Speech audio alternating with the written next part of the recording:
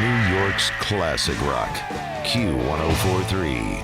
Good morning to Kim Guadagno, President and CEO of Fulfill, which we used to know as the Food Bank of Monmouth and Ocean County. And of course, Kim, we used to know as the Lieutenant Governor with Governor Chris Christie. So before we even begin, because I wanted to check in with Kim about what's going on with Fulfill, with the need, a half year after I first spoke with her, even greater. But I got to ask you, just your feelings after what's been going, the madness in DC this week. Well, I think you just described it. It's madness. And you know, I've never been so happy to be out of politics as I am today. I used to call myself a recovering politician. Now I'm completely recovered. And I get to focus on the people who need the most help now. I get to focus on what's important to the most of the, I don't want to just say New Jersey, but the world. And I get to help just a little bit, one person at a time. And so I'm thrilled not to be in that nightmare. It was just completely unacceptable on every level. What do you think it will take to get us back to the time when we could disagree politically and not hate each other? Start to talk to each other. Stop yelling at each other. Open your ears. Talk to each other. Here at the food bank, you know, one of the biggest obstacles we have to doing our mission, which is feeding hungry people, is that there's a whole new group of people, Shelley, who have never been to a food bank before. They are ashamed to be at that food bank. So we work very, very hard to take the stigma out of coming for food. And we do that by talking to them, looking them straight in the eye, talking to them about what their problems are, asking them what they need, and trying to get them what they need in a stigma-free, non-judgmental, open-minded way. And we need, in a kind way, right? Just, you know, we are all in this together, kind of mission-oriented way. And that's been a challenge for us because a lot of people, like I said, in Monmouth and Ocean County have never been here before. Many times it's their first time. And if more people put themselves in the shoes of other people, I think we would not see the type of violent, unacceptable behavior we've been seeing, not just in Washington in the last 24 hours, but all summer long. The last time I spoke with you, Kim Guadagno, President and CEO of Fulfill, formerly the Food Bank of Monmouth and Ocean County, it was in the summer, and Q104.3 actually helped you raise some money to feed the hungry down the shore. What is the need today compared to the last time I spoke with you over the summer? I know then we thought that we'd be over the hump by now, and we are not. Oh, we were just optimistic. And we should be optimistic. We have to have hope. We have to believe that there is light at the end of the tunnel. But practically speaking, we had a nice holiday season here. We had a lot of very generous people step up and donate money so that their neighbors, literally their neighbors, 1 out of 6 people in these 2 counties are hungry now. They may not admit it, and they may not want you to know it as their friends, but they don't know where their next meal is coming from. And that has not changed. And it has, I believe, we're moving in now to the really dark days right before that vaccine, because the restaurants that were barely making it over the summer with 25% opening indoors are now moving back indoors or closing their doors. I mean, and we rely on hospitality here at the shore. So we have a high unemployment rate anyway, statewide. And then if you focus and zero in just on what the problems we have here in Monmouth and Ocean County, that number is even higher. And in January, because of these restaurants closing, I think that number is going to go higher. So we are looking at a spike up. I hate to use the word spike because it's got awful vaccine connotations now, but it's the same thing here. As the vaccine gets closer to us, we all say, oh, the problems are over. And here at the food bank, we're planning on the next 3 to 6 months to be continued hell. and maybe not full recovery for another 2 years, maybe 3. If you go back and look at 2008 and the recession, or you go back and look at how long it took us to get out of Sandy here at the Jersey Shore, some still aren't out of Sandy. So we are planning on another 2 to 3 years of a surge in need with our neighbors here in Monmouth and Ocean County. Long answer, and I try not to be, we want to be hopeful. We are working towards good stories. So the culinary school down in Toms River had closed. We plan on announcing its reopening in February. We are expanding our programs to feed more families as opposed to just kids. People know we're here, they know to call us.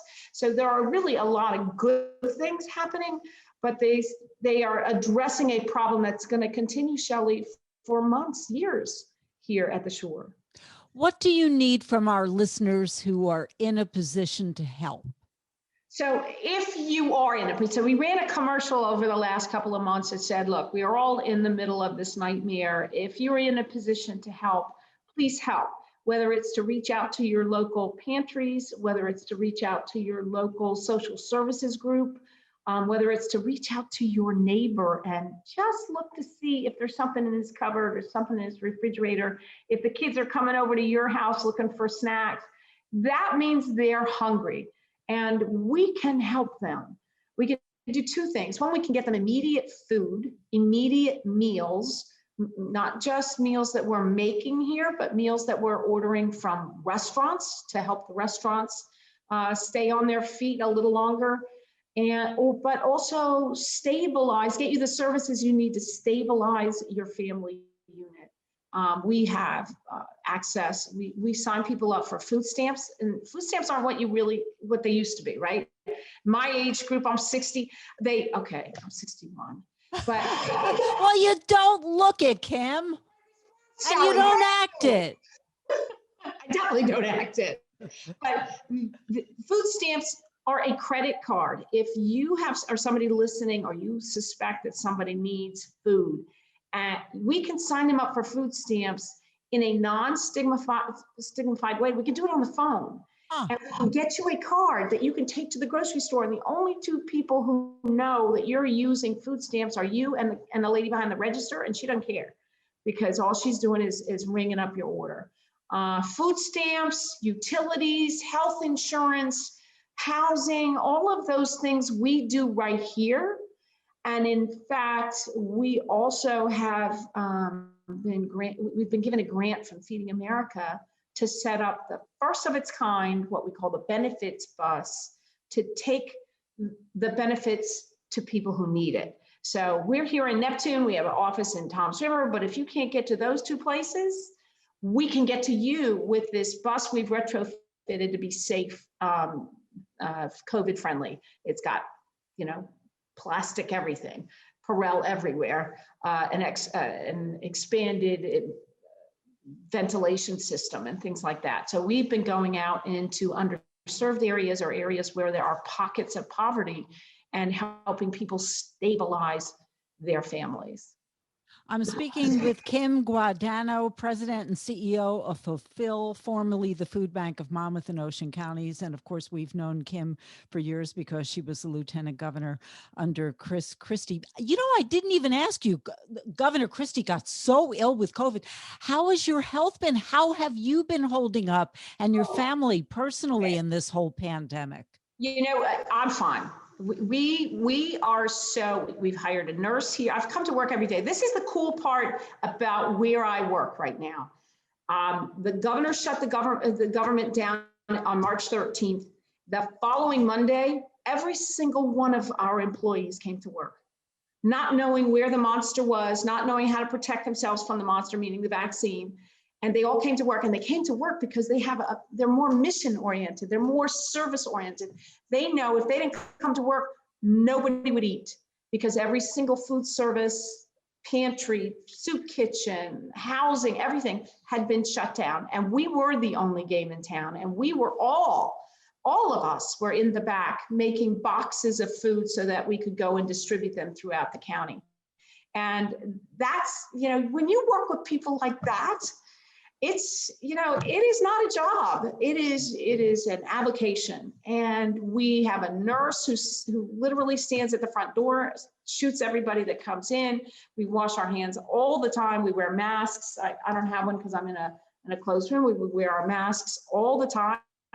I've asked volunteers to leave if they couldn't move their mask. Recently, with this expanded vaccine, the pandemic and the transmission of the pandemic, the vaccine is mutated to be a little more